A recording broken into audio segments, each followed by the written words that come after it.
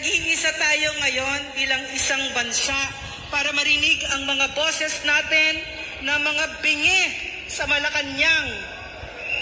Noong ako ay nagtatrabaho bilang Undersecretary kay President Rodrigo Roa Duterte, kapag kami ay kumakain, sasabihin ng ating Pangulo, dating Pangulo, ito lang ang ulam natin. Priniritong isda, meron tayong sabaw, meron tayong dessert, meron tayong prutas. Okay na yan. Kasi hindi natin pera yan. Pera ng taong bayan yan. Correct. Hindi niya sinabi yan isang beses o dalawang beses o tatlong beses. Araw-araw na ginawa ng Diyos dun sa 6 na taon na naglingkod ako nung siya ay presidente. Yan ang narinig namin. Ito ang itinuro ng aming Pangulo sa amin. 2 utos at araw-araw na binabatikos si PRRD at ang team niya. Wala kaming inapi kahit na sinong media. At paulit-ulit narinig namin kay President Duterte, magtrabaho lang tayo. So, ito yung nakikita ko ngayon, ang malaking problema sa Pilipinas. Ang mga nakaupo ngayon, walang kahihiyan sa Pilipino. Walang Correct. kapasidad, mahiya. Harapan, garapalan kung magnakaw. Yes. At minsan, hindi ko naalala na meron kaming fireworks. Pero itong president na ito, ang kanyang first lady, na nagpapalakad ng ating gobyerno, na para bang sila ang may-ari ng Pilipinas. Yes. Halos araw-araw nagpa-party na may fireworks. Kaya nga, nakapang-gigil nga talaga itong Marcos na ito. At kung hindi nyo pa alam, ang nakapalibot sa Malacanang ay slum areas. Mga kababayan natin na mga pinakamahihirap dito. Pero hindi sila nahihiya. Hindi sila nahihiya na may fashion show sila, na may nagpa-fireworks na milyon. Ang babayarin nila doon sa fireworks lamang. Dito sa ating mga kababayan na kumakalam ang sikmura. Wala silang kahihiyan, walang puso. Kaya correct. Kaya correct talaga. At nung kami ay nagtanong sa programa namin, sa Speaker of the House, na pinsang buo ng Pangulo na ito, totoo ba, Mr. Speaker, na 1.8 billion ang travel allowance ng opisina mo? Ano ang ginawa sa amin? We were illegally detained. Tinanggalan kami ng karapatan namin. Sa tanang buhay ko na walang nakakapagpigil sa akin magsalita ng malaya, dito ko lang naramdaman ang bakal na kamay ng isang abusadong diktador. Yes. Abusadong diktador. Gobyernong Marcos. Ang ginawa kay Pastor Quiboloy at sa Kingdom of Jesus Christ.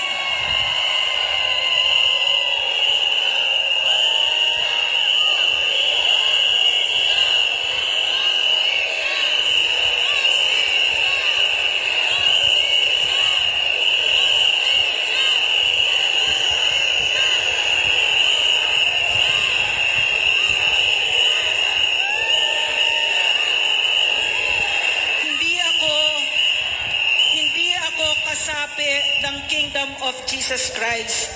Pero humagulgol ako nung nakita ko yung video ng karahasan ng ating gobyerno.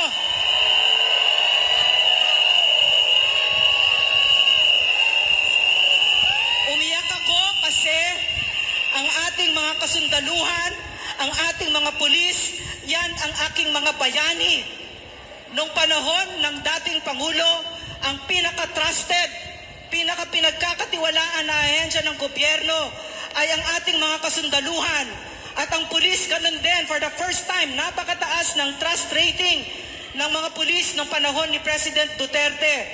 Pero nakita ko, 2 batalyon na mga sundalo, mga pulis, fully armed to to their teeth, matataas na kalibre na mga barel. Nakita ko din, may mga snipers.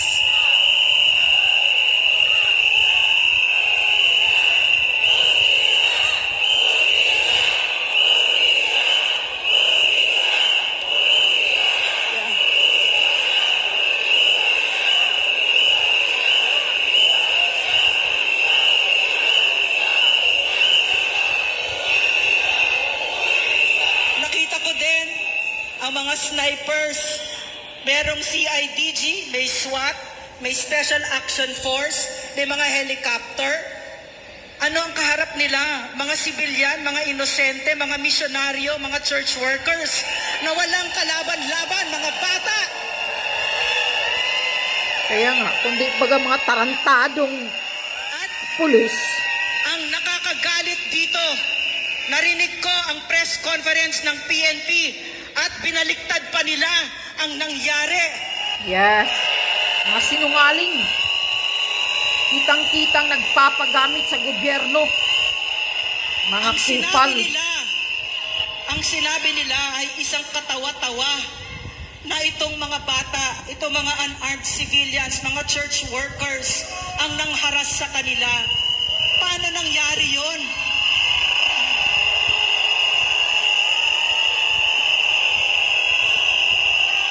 So, dito ko natutunan, napakahalaga ng leader. Nung panahon ni Pangulong Duterte, taas noo tayo bilang Pilipino. Yes, Pero proud itong tayo Pangulo noon na ito, kay Duterte. dinadala tayo sa bingit ng gera na wala siyang pakialam sa atin. Para saan, Mr. Marcos? Para saan, Mr. Marcos? Nasisirain mo ang Pilipinas. Para saan? Ang sabi nila, para sa pera na ninakaw ng pamilya nyo sa Pilipino. Kaya ninyo pinagtataksilan ang Pilipino. So, ang gusto nilang paniwalaan sa atin ay wala tayong laban. Wala tayong kapangyarihan. Nakalimutan na nitong mga lulong sa kapangyarihan at kung ano pa, sa droga daw, lulong din. Lulong sa pulburon. Nakalimutan na nila kung sino ang nagbigay sa kapangyarihan nila. Sino ang galuklok sa kanila? Ang taong bayan. Correct. At ako,